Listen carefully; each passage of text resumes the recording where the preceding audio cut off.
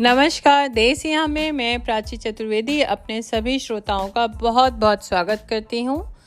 नाग पंचमी विशेष। श्रावण शुक्ल पंचमी को नाग पंचमी का पर्व मनाया जाता है। यह नागों की पूजा का पर्व है। मनुष्यों और नागों का संबंध पौराणिक कथाओं से झलकता रहा है। शेष नाग के सहस्र फनों पर पृथ्वी टिकी है। भगवान विष्णु क्षीर सागर में शेष शैया पर सोते हैं। शिव जी के गले में सर्पों के हार हैं। कृष्ण जन्म पर नाग की सहायता से ही वासुदेव जी ने यमुना पार की थी।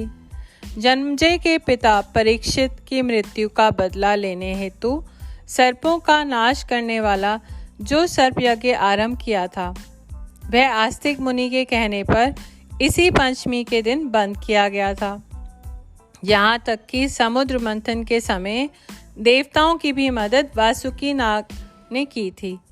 अतः नाग देवता के प्रति कृतज्ञता व्यक्त करने का दिन है नाग पंचमी।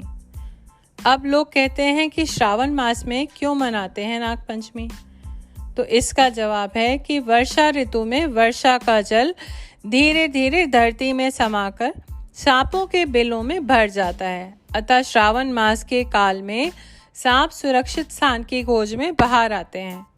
संभवतः उस समय उनकी रक्षा करने हेतु एवं सर्व भय व सर्व विष से मुक्ति के लिए हमारी भारतीय संस्कृति में इस दिन नाग पूजन और उपवास आदि की परंपरा है। सर्प हैं खेतों के क्षेत्रपाल। भारत देश कृषि प्रधान देश है। सांप खेती का रक्षण करते हैं, इसलिए उसे क्षेत्रपाल कहते हैं। जीव जंतु चूहे आदि जो फसल का नुकसान करने वाले तत्व हैं, उनका नाश करके सांप हमारे खेतों का हरा भरा रखते हैं। इस तरह सांप मानव जाति की पोषण व्यवस्था का रक्षण करते हैं। ऐसे रक्षक की हम नाग पंचमी को पूजा करते हैं। कैसे मनाते हैं नाग पंचमी? आइए जानते हैं। इस दिन कुछ लोग उपवास करते हैं। नाग पूजन के लिए दरवाजे के दोनों ओर गोबर या गेरुआ के लेपन या पिसे हुए चावल का या हल्दी का गीला लेप से नाग बनाया जाता है।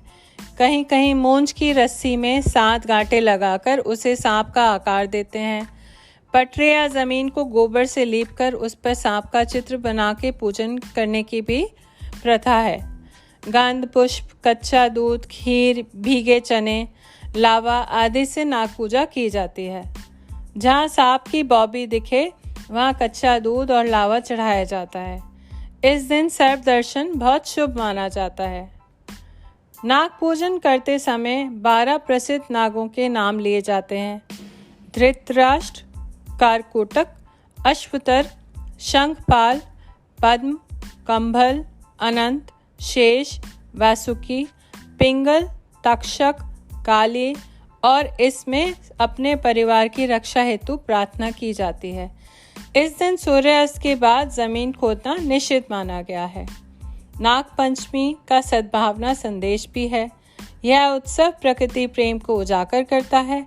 हमारी भारतीय संस्कृति हिंसक प्राणियों से में भी अपना आत्मदेव निहार कर सद्भाव रखने की प्रेरणा देती है। नाग पंचमी का यह उत्सव नागों की पूजा तथा स्तुति द्वारा नागों के प्रति नफरत व भय को आत्मिक प्रेम व निर्भयता में परिणत करने का संदेश देता है। आशा करती हूँ आपको ये अच्छी लगी होगी। बताइएगा ज़रूर कि आज का पॉडकास्ट कैसा लगा। धन्यवाद।